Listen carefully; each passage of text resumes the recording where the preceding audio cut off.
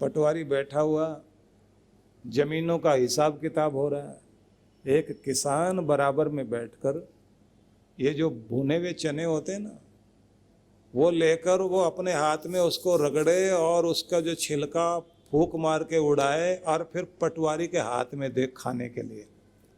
चमचागिरी के बड़े तरीके होते हैं ना लोगों के, उसको दे और पटवारी खाए और फिर नक्शे की तरफ देखे। इतनी देर में एक आदमी भागता हुआ आया, उसने कागज पकड़ाया पटवारी को। पटवारी ने उसको पढ़ा, पढ़ने के बाद पॉकेट में रखा और इधर ये आदमी फिर से चने रगड़ के उसका छिलका हटा के और खाने के लिए देने ही वाला था। तो पूछने लगा, साहब ये कागज क्या आया है? बोले, भैया क्या बताएं, हमारा ट्रांसफर हो गया। इतना सुनना था, उसने चने उधर नहीं दिए, अपने मुंह में डाल लिए। अब क्यों देना? अब वो कहता है कि चने देना भाई, तेरे पास तो और हैं। बोला, साहब वो उसके लिए बचा रखें जो आपकी जगह आएगा, उसको देंगे, फिर आप किस काम के रहे। एक साधारण किसान भी जानता है कि मतलब का आदमी है तो उसकी चिरौरी करनी है, और मतलब का आदमी नहीं है तो मुंह पे ही लोग अपमान कर देंगे। तो इस मतलब की दुनिया में बैठे हो आप। कृष्ण भगवान ये समझाना चाहते हैं कि मतलब वाले लोग आपको हिलाएंगे डुलाएंगे। तुम भी ये सोचो, अगर लालच में हिल रहे हो तो गड्ढे में गिर सकते हो, मोह में हिल रहे हो तो भी गड्ढे में गिर सकते हो, ईर्ष्या में हिल रहे हो तो भी गड्ढे में गिर सकते हो, अभिमान में अकड़ रहे हो तो भी गड्ढे में गिर सकते हो, और अगर तुम्हारे अंदर वासना तुम्हें हिला रही है तो भी गड्ढे में गिर जाओगे। और अगर तुम्हारे अंदर किसी के प्रति बहुत बहुत जलन है, मद मत्सर में पड़े हुए हो, तो निंदा चुगली में लगे रहोगे तो भी गड्ढे में जाके गिरोगे। जिसके अंदर ये काम, क्रोध, लोभ, मोह, अहंकार, मद मत्सर आदि 7 दुश्मन जो हैं ये प्रभाव न डाल सके, और जिसके अंदर प्रभाव परमात्मा का है, तो कहते हैं सुख और शांति सच्ची तो उनको मिलेगी, नहीं तो दुनिया में भटकते ही रहोगे। दुनिया में चीजें इकट्ठी कर लोगे, चीजों का सुख नहीं मिलेगा। गाड़ी होगी, गाड़ी का सुख नहीं, मकान है, मकान का सुख नहीं, रिश्ते हैं, रिश्तों का सुख नहीं। बड़े पद पर बैठ जाओगे, बड़ी गद्दी, बड़ी कुर्सी मिल जाएगी, लेकिन बड़ी गद्दी पर बैठने के बाद भी चेहरे की रौनक बिगड़ जाएगी। उनके फोटो देखना आप, जो गद्दी पर बैठने से पहले मिनिस्टर का कितना प्यारा चेहरा होता था, और बाद में ऐसे जैसे करंट लग गया हो, बिजली का शॉक लगा हो, चेहरा सूखा हुआ है। जय जयकार करने वाले तो बहुत लोग हैं, लेकिन चैन की नींद एक दिन नहीं सो पाया, क्योंकि कुर्सी का सुख नहीं मिल पाया। कुछ लोग वे हैं जो कुर्सी पर तो नहीं बैठते, लेकिन लोगों के दिलों में जरूर बैठते हैं, उन्हें हमेशा याद किया जाता है। वो गद्दी पर रहे न रहे, उन्हें कभी बुलाया नहीं जा सकता। असल में तो कीमत उनकी है जिनके बैठने से कोई कुर्सी, कोई गद्दी की कीमत बढ़े, और जिनकी कुर्सी पर बैठने से कीमत बढ़ती है तो वो तो कुर्सी से उतरते ही कीमत घट जाएगी। और जिनके बैठने से कुर्सी की कीमत बनी है, जब वो कुर्सी को छोड़ दें उनकी कीमत कभी कम नहीं होती, क्योंकि वो अपनी कीमत लेकर चलते हैं। इसलिए ये भी एक बात याद रख लेना, अपनी कीमत हर दिन बढ़ाओ, अपने गुणों से, अपने कार्यों से। हर दिन नया सीख कर, नया जान कर अपने को कीमती बनाइए। अगर आप कीमती हैं तो किसी भी ऑर्गेनाइजेशन में काम करें, किसी भी कंपनी में काम करें, प्राइवेट सेक्टर में काम करें या सरकारी किसी भी संस्थान में काम करें, काम वाले आदमी को हर कोई पहचानता है। और ऐसे आदमी को छीनने के लिए सब लोग लालायित रहते हैं कि अगर ये यहाँ से नौकरी छोड़कर हमारे यहाँ आ जाए तो हमें तो ये बहुत आगे ले जाएगा। ऐसे आदमी को किसी रिजर्वेशन की जरूरत नहीं पड़ती, क्योंकि उसकी रिजर्वेशन तो उसने खुद करा ली। हर आदमी उसको ढूंढता घूमता है, ये चाहिए हमको। डबल कीमत दे करके भी लोग लेने को तैयार है। और जो किसी काम का नहीं, उसे तो कहते हैं जहां पढ़े हो बस ठीक पढ़े हो भैया, नौकरी न छूट जाए तुम्हारी, ध्यान रख लेना बस। इसलिए वो लोग उतना ही काम करते रहते हैं जितने से नौकरी बची रहे। कीमत बनाइए अपनी, नया सीखना, नया जानना, इतने लायक कि पिलर बन जाओ जिसके ऊपर किसी भी कंपनी की छत टिक सके। पिलर हिले तो लगे कि सब हिल जाएगा। ऐसे कीमती आदमी बनने से मालिक पीछे पीछे घूमेगा। कुछ लोग हैं जो मालिक के पीछे पीछे घूमते, बॉस के पीछे पीछे घूमते हैं, और कुछ लोग वे हैं जिनके पीछे मालिक घूमता और कहता भैया तू बहुत कीमती आदमी। उससे तो कहते हैं इससे तो हमारा परिवार का रिश्ता है, ये तो हमारे घर जैसा, ये बेटे जैसा है। और दूसरे को कहेंगे पता नहीं किसके जैसा है, इसकी हमको जरूरत ही नहीं है। तो इसलिए मूल्यवान बनना जरूरी है। तो नया पढ़ोगे, नया सीखोगे, नया जानोगे, नया कार्य करोगे। हर दिन अपने आप को प्रशिक्षण दीजिए। प्रशिक्षण देंगे तो नया बनते जाएंगे। तो इसलिए निवेदन करना चाहता हूं सभी से, भगवान ये कहते हैं कि तुम्हारी बुद्धि यदि जुड़ी हुई है उस तत्व से तो वो दिव्य बुद्धि होगी। उसके अंदर उठने वाली भावनाएं भी, मतलब आपके अंतःकरण में उठने वाली जो भावनाएं हैं वो भी दिव्य भावनाएं होंगी, दिव्य भाव होंगे। और वो जो दिव्य भाव हैं वो आपको शांति लाते हैं, आपकी जिंदगी में शांति लाते हैं। थोड़ा सा ध्यान देना इस बात पर। हम दो चीज़ों के पीछे ज़्यादा भागते हैं, जीवन में सुख रहे, घर में शांति रहे, मन में शांति रहे, जहाँ काम करें वहाँ शांति हो, और सारी सुख सुविधा जीवन में जरूर होनी चाहिए। लोग भी एक दूसरे से पूछते हैं सुख शांति तो है, सब ठीक ठाक है। प्रार्थना भी लोग क्या करते हैं, भगवान सुख शांति जरूर देना। तो सुख चाहिए आपको, लेकिन टिकता है वो शांति के ऊपर। अगर शांति की फाउंडेशन है तो सुख की दीवार उस पर खड़ी हो जाएगी। और अगर आप दीवार ऊपर ऊपर खड़े कर रहे हैं और शांति की फाउंडेशन है नहीं, वो दीवार कभी भी गिर जाएगी।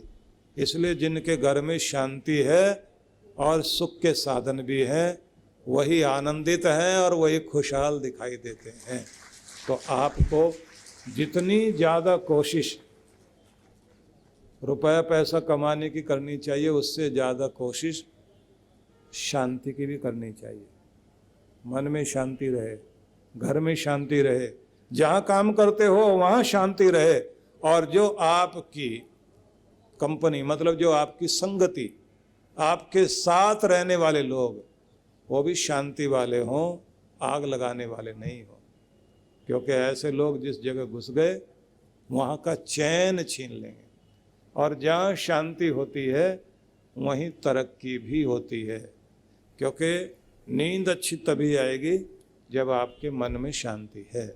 हंसोगे मुस्कुराओगे तभी जब मन शांत है। अशांत मन तो मुस्कुरा भी नहीं सकता, चेहरे पर मुस्कुराहट आएगी नहीं। और जब शांति है तो संतुलन भी है, बैलेंस है, माइंड बैलेंस में रहेगा, शांति आएगी। शांति है तो आप अपने आप को जल्दी बैलेंस भी कर लेते हैं। दोनों बातें एक दूसरे के साथ जुड़ी हैं, संतुलन से शांति और शांति से संतुलन। और एक आदमी घर में अशांति पैदा करने वाला आ जाए, सारा घर तहस नहस, सारे घर की हालत खराब। जितनी देर वो रहेगा, कुछ तो महिलाएं यही कह रही होती, हमारा तो घर बहुत अच्छा है जी, बहुत ठीक ठाक चलता है, अगर मगर किंतु परंतु बस एक ही मुसीबत है, जिस दिन वो ननद जी आती हैं आग लगा के जाती हैं। माँ बेटी पता नहीं क्या क्या बातें करती हैं, और 15 दिन तक हमारा तो मूड खराब रहता है। 15 दिन के बाद फिर फोन आ जाता है कि फिर आने वाली हैं। कमाल की बात तो यह है कि पत्री मिलवाओ ना आप, तो लड़का लड़की की तो पत्री ना भी मिले तो भी उनकी पत्री मिल ही जाती है, लेकिन सास बहू की और ननंद भाभी की मिलना बहुत मुश्किल है। और अगर इनकी मिल गई तो समझ लेना आप सबसे ज़्यादा सुखी हैं। किराएदार मकान मालिक की पत्री मिल जाए, दोनों बड़े सुखी हैं। और अगर नहीं मिल पाए तो फिर हालत क्या होगी कि चूहा बिल बनाएगा, सांप आके रहेगा। एक माता हमको मिली, बोले आप इतनी अच्छी अच्छी बातें बताते हो तो एक हमारा भी शंका का समाधान करो। मैंने कहा क्या? बोले किराएदार भगाने का भी कोई मंत्र है क्या? वो बेचारी किराएदार से बहुत दुखी थी। मैंने कहा आपने कोई प्रयोग किया कि किराएदार भगाने का? बोले मिर्चों की धुनी भी दे के देखी, कूलर का पानी टपका के देखा, छिलके विलके फेंक के देखे, लेकिन ऐसे पक्के ढीठ हैं, हिलते ही नहीं। तो क्यों हटाना चाहते हो उनको? मैंने पूछा। कहती है वो किराया बढ़ाने को तैयार नहीं है, ये हटेंगे दूसरा आएगा अच्छा किराया देगा। मैंने कहा अगर दूसरा कोई खराब मिल गया और फिर किराया भी नहीं दे और यहीं बैठ जाए तो? नहीं नहीं नहीं, ऐसा मत बोलना। निवेदन ये करना चाहता हूं, एक गलत आदमी भी अगर आ गया तो आपकी शांति भंग है, और शांति भंग है तो फिर आप सुख के साधन कितने भी रख लेना अपने पास, सुखी नहीं रह सकते। दुखी आदमी टीवी पर भी देखेगा क्या? दुख वाली चीजें। परेशान इंसान रोने धोने की चीजें ढूंढेगा। और अगर आपको डिप्रेशन वाली चीजें हो गई, आदत आ गई, नकारात्मक हो गए, तो घर में आपके ऐसे लोगों को देखोगे ना आप, जिनके घर में सीनरी भी अगर मिलेगी तो ऐसी उजाड़ जंगल की, रेगिस्तान की, रेगिस्तान में बूढ़ा एक माथे पे हाथ रख के बैठा हुआ, वो वाला फोटो लगा रखा। इसको देख के क्या प्रेरणा मिलती है? नहीं, बड़ा रियल है, बहुत रियल पिक्चर है। तो रियल पिक्चर जिंदगी में ना आ जाए भैया, ये मत लगाओ। लगानी है तो कोई हरियाली आए, कोई खुशहाली आए, प्रसन्नता आए, फूल खिलें, झरने बहें और हंसते खेलते बच्चे दिखाई दें, समृद्धि दिखाई दे। निराश आदमी ऐसी चीजें लगा के खुश होता है। हम वही ढूंढ रहे हैं, क्योंकि अंदर जो कुछ है वैसी ही पिक्चर बाहर ढूंढ रहे होते हैं हम लोग। निवेदन ये करना चाहता हूं, आपको सुख भी चाहिए, शांति भी चाहिए।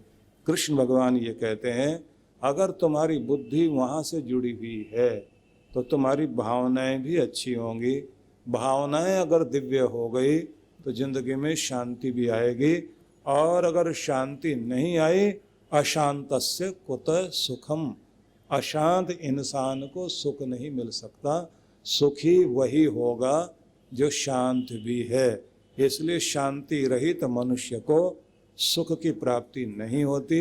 वही शांत व्यक्ति सुखी जीवन जी सकता है, जिस व्यक्ति को शांत रहना भी आता है और शांति बिखेरनी भी आती है। जो कहीं भी जाएगा आग नहीं लगाएगा, बाग लगाएगा, गिराएगा नहीं, गिरते को भी उठाएगा।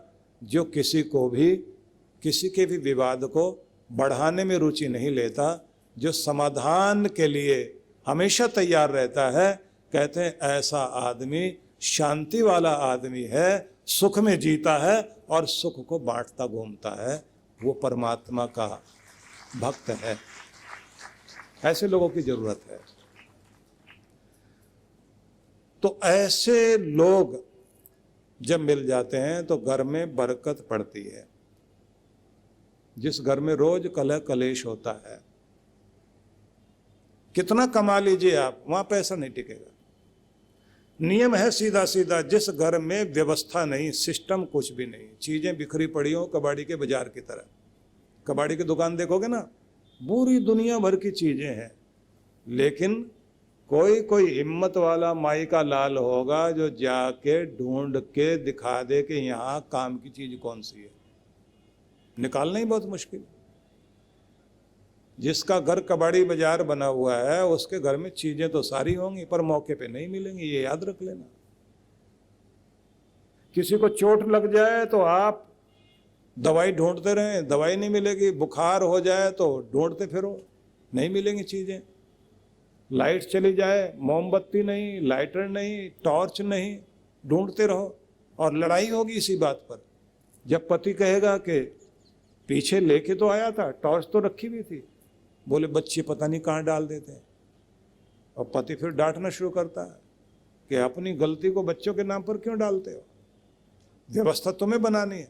बहुत लड़ाइयां होती हैं घर में, कारण घर के अंदर सुव्यवस्था नहीं है। और ये भी ध्यान रख लेना, जिनके घर में गाली गलौच बहुत होता है, सूरज की धूप नहीं आती, हवा नहीं आती, मतलब देवताओं का प्रवेश नहीं है, जिस घर में गुरु चरण नहीं है, जिस घर में गुरु वाणी नहीं है, मतलब गुरु की वाणी का प्रकाश नहीं होता, और जिस घर में भजन पूजन अर्चन बड़ों का मान नहीं है, और जिस घर में हर दिन कलह क्लेश होता है, गाली गलौच की भाषा बोली जाती है, ऐबी लोग आते हैं, और शकुनी जैसे घर को तोड़ने वाले लोगों का प्रवेश है, कहते हैं वहाँ बरकत बिल्कुल नहीं पड़ेगी। कितनी भी चीज़ें कमा लेना, लोग कहेंगे कमाई बहुत है। आदमी से पूछें क्या होगा, सब ठीक चल रहा है ना, खुश है ना, आदमी कहेगा 10 लाख रुपए महीना कमाता हूँ, खर्चे 15 लाख के हैं, कर्जा लेना पड़ता है। इसका मतलब ये है बरकत की कमी है। बरकत पड़ती है गुरु कृपा से, बरकत पड़ती है इष्ट देव का आशीर्वाद लेने से, बरकत पड़ती है घर में सुव्यवस्था बनाए रखने से, बरकत पड़ेगी पति पत्नी में तालमेल हो, बरकत तब पड़ेगी जब आपके जीवन में सुव्यवस्था हो, और जिनके पास भगवान की कृपा बनी रहे, दान पुण्य होता रहे, सेवा साथ चलती रहे, और जिनको फिजूल खर्ची की आदत नहीं है, समझ लेना वहाँ बरकत हमेशा रहेगी, फले फूलेंगे, आगे बढ़ेंगे। कमाओ भले ही थोड़ा, लेकिन बरकत पड़े, उतने में सारा काम भी चल जाए, थोड़ा बहुत बच भी जाए। इसलिए पुराने लोग एक नियम बनाते थे कि बरकत बनी रहे तो धर्मादा होता रहे, धर्म सेवा होती रहे। मतलब ये ऐसे लोग परंपरा बनाते थे, पहली रोटी पर हमारा अधिकार नहीं है, उसको अग्नि को भी जिमाना है, गौ ग्रास भी निकालना है, पक्षियों को भी दाना डालना है, चींटियों को भी आटा डालना है, और अग्नि को भी भोग लगाना है। साथ में पूरा ध्यान रखते हैं कि घर में कमाई आई है तो पहला गुरु और भगवान का स्थान है। तो पुराने लोग दशांश निकालते थे महीने में, 10वां हिस्सा। 10वां हिस्सा आसान बात नहीं है। आज अगर छूट भी दे दी जाए, कम से कम कर दिया जाए, तो भी इस कलयुग में ये कहा गया है, अगर जीवन में सतयुग जैसी स्थिति लाना चाहते तो दशांश दो, नहीं तो 2% तो हर किसी को देना ही चाहिए। अगर आप 10,000 रुपये कमाते हैं तो 200 रुपये तो हर व्यक्ति को देना ही चाहिए। अगर 25,000 रुपये महीना कमाते हैं तो 500 रुपये धर्मादय में आपको लगाना चाहिए, तो घर में बरकत भी पड़ेगी, आशीर्वाद भी रहेगा और फलो फूलोगे। ये परंपरा है। दादू दयाल कहते हैं ना, दादू दिया है भला, दिया करो 2 हाथ, दिया घर में चांदना, दिया चाले साथ। जो अपनी जिंदगी में दे रहा है, तो दिया मतलब दीपक और दिया मतलब दान। जिसके घर में दिया है उसके घर में रोशनी है, और जिसने अपनी जिंदगी से दिया है उसका इस लोक में भी और परलोक में भी रोशनी ही रोशनी है, अंधेरा नहीं है। जीवन यानी निरंतर दौड़ भाग, तनाव, शारीरिक व मानसिक थकान। कुछ सुकून के पल हम सबको चाहिए, ऐसा सुकून जो हमें ताकत, स्फूर्ति और आंतरिक शांति से भर दे। ध्यान यानी मेडिटेशन एक ऐसा माध्यम है जिसके द्वारा मन को चैन, शांति और सुकून मिलता है। और अगर ये ध्यान प्रकृति की गोद में किसी सुरम्य और शीतल स्थान पर हो तो क्या कहने।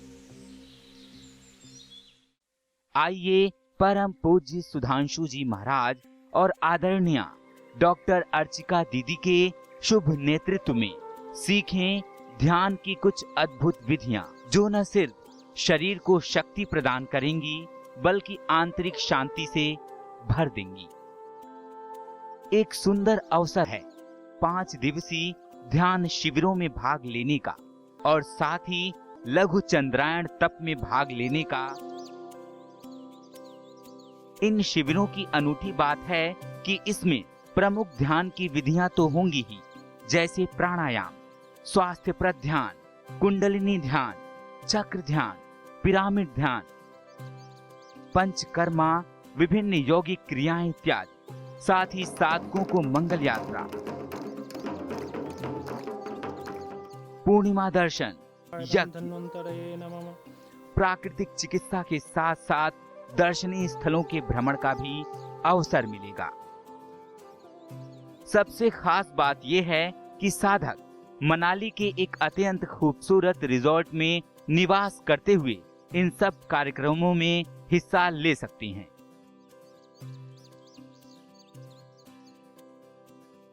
तो आइए परम पूज्य गुरुदेव और डॉक्टर अर्चिका दीदी के साथ मनाली चलें, पहाड़ों पर कुछ दिन बिताएं, ध्यान की विधियां सीखें और पाएं एक तनाव रहित मन, स्वस्थ तन, आत्मविश्वास और सबसे बढ़ के आंतरिक शांति और सुकून।